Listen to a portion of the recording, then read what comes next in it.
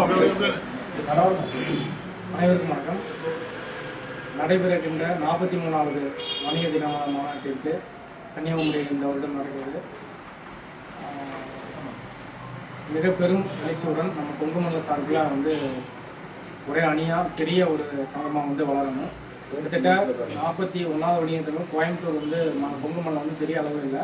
ஆனால் இந்த 1-2 ஆண்டுகளில் சென்னைக்கு ஈக்குவலாக வளர அளவுக்கு சங்கம் நல்லா அனைத்து நிர்வாகிகளும் போட்டு அனைத்து நிர்வாகம் தொடர்ந்து இயங்கினாட்டி எல்லா மாவட்டமும் தொடர்ந்து இயங்கினாட்டி கண்டிப்பாக சென்னைக்கு ஈக்குவலாக வளர்ந்துருவோம். ஒரு சில ஆண்டு அடுத்த ஒரு வருஷம் இல்லை 2 வருஷம் வளர்ந்துருவோம் அப்படிங்கிற அளவுக்கு மிக வீரியமாக இங்கே செயல்பட்டு கொண்டிருக்கின்றது. அதனால் அதே பயணத்தை இன்னும் நம்ம அதிகப்படுத்தி அதிக கிளைச்சங்கங்களை உண்டாக்கி அதன் மூலியமாக அதிக உறுப்பினர் உண்டாக்கி சாதாரண ஒரு பெருநிறுவனம் இல்லாமல் ஒரு சின்ன கடை வியாபாரிகளுக்கு ஒரு பெரிய ஆதரவாகவும் வணிகர்களுக்கு பெரும் பாதுகாப்பாகவும் 43 ஆண்டுகளாக நம்ம சங்கம் இருந்திருக்குது. அதனுடைய தொடர்ச்சியாக நம்ம தான் சிறு வணிகர்கள் குறு வணிகர்கள் பாதுகாப்பு என்பது தொடர்ந்து முன் வச்சு போராடிட்டு இருக்கோம். அதனால் நம்மளோட எழுச்சியும் நம்முடைய சக்தியும் காமிப்பதற்காக தான் வணிக தினமும் ஆண்டாண்டு ஒவ்வொரு பக்கம் நடந்து அந்த சங்கத்தை வலுப்படுத்துறதுக்காக தான் இன்னொன்று இங்கே அந்த வணிக தின அன்னைக்கு எல்லாரும் கூட்டி கொண்டு போனேன் அப்படின்னா தான் அவங்களுடைய வலு தெரியும். ஏன்னா இங்கே இதே மாதிரி ஒரு சின்ன சங்கம் நடந்து ஒரு 50 பேர் 60 பேர் கூடுவோம், 100 பேர் கூடுவோம், அல்லது அதை பிடிச்சி 200 பேர் கூடுவோம். ஆனால் ஒரு மாநில மாநாடு அப்படிங்கிறப்ப தான் சங்கம் எவ்வளோ வலிமையாக இருக்குது, அதோட கொள்கைகள் என்னென்ன, யார் யார் பெரிய கட்சி நிர்வாகிகள் பெரிய பெரிய ஆளுமைகள் யாராவது வராங்க, சங்கம் எவ்வளோ வலிமையாக இருக்குது அப்படிங்கிறப்ப நம்மளுக்கு தெரியும், பொறுப்பாளருக்கு தெரியும். ஒரு சாதாரண கடைக்காரங்களுக்கோ ஒரு கிளை பொறுப்பினர் நிர்வாகிகளுக்கோ அப்போ தான் தெரியும். அவங்க எல்லாத்தையும் மாநாட்டு கால சொன்னால் தான் இன்னும் கிளைகள் இன்னும் வலுப்படும், கிளைகளோட உறுப்பினர் வலுப்படுவாங்க, கணக்காரர்கள் அதிகமாவாங்க.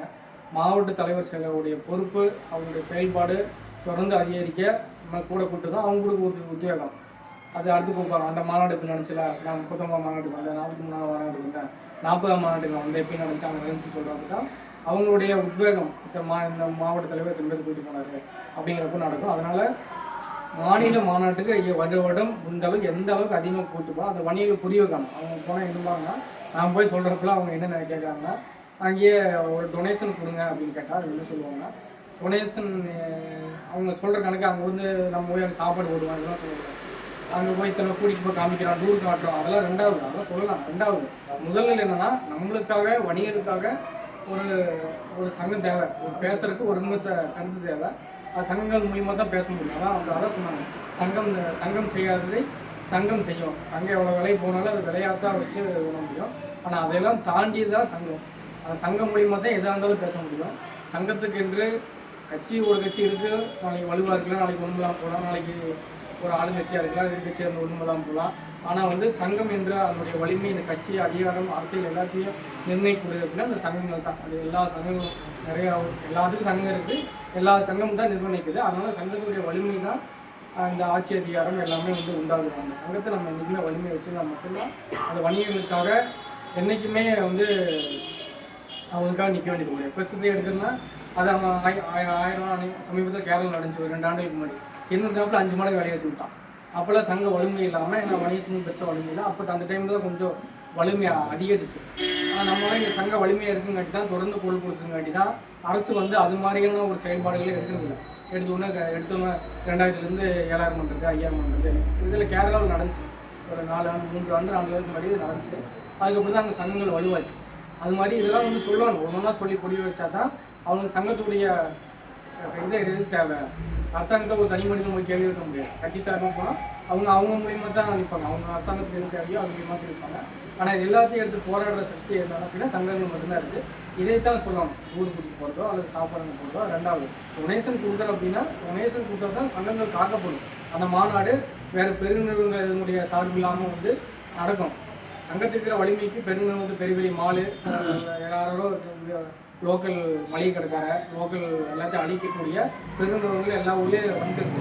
அவங்கள்ட்ட போய் கைக்கிட்டுனா சங்கத்தை கொடுத்துருவான். கடைசியில் அவன் சொல்கிறத கேட்கணும். இங்கே வணிகம் யாரும் கொடுக்க மாட்டாங்க, சங்கம் அழிஞ்சு போயிடும். ஆனால் அதனால அவங்க கொடுக்கக்கூடாது, நம்மளுக்காக போராடாலும் சங்கத்துக்கு நம்ம தான் கொடுக்கணும். எவ்வளோ 500 1000 கண்டிப்பாக ஒவ்வொரு கடைக்காரனும் அதை சொல்லி புரிய வைக்கணும். சண்டை கட்டாமல் நீ டொனேஷன் கொடுக்க மாட்டேன்டியா பார்த்துக்கலாமா அப்படிலாம் நிற்காம சங்கங்கிறது உங்களுக்காக போராடும், பக்கத்து கடைக்காரங்களுக்காக போராடும். நம்ம மாதிரி சிறு குறு வணிகக்காக தான் சங்கம், பெருநிறுவனங்களுக்காக நம்ம அங்கெல்லாம் போகிறதில்லை. அதெல்லாம் வேறு சங்கம். நம்மளது சிறு குறு வணிகர்கள் நம்ம மாதிரி ஆளுங்களுக்காகத்தான் போகிறோம் சொல்லி புரிய வச்சு இந்த 500 ரூபா கொடுக்குறது எங்களுக்காக கொடுத்து நாங்கள் சாப்பிட்டு பார்க்க கிடையாது, சங்கத்துக்காக கொடுக்குறீங்க, சங்கம் உங்களை தொடர்ந்து போராடும் அப்படின்னு சொல்லி போட்டு அந்த டொனேஷன் வாங்குறோம். கண்டிப்பாக மாநாட்டுக்கு வந்து கலந்துங்க. பணம் கொடுக்கவும் நிற்காங்க, கண்டிப்பாக மாநாட்டுக்கு வந்துட்டு எதுக்காக பணம் வாங்குறோம், அவங்க என்னென்ன பேசுகிறாங்க, யார் யார் வராங்க அப்படிங்கிறது அதை புரிய வைக்கணும். அதனால கடைக்காரங்க முடிஞ்சு அதை புரிய வைக்கிற வேலையை தான் நம்ம செய்யணும்.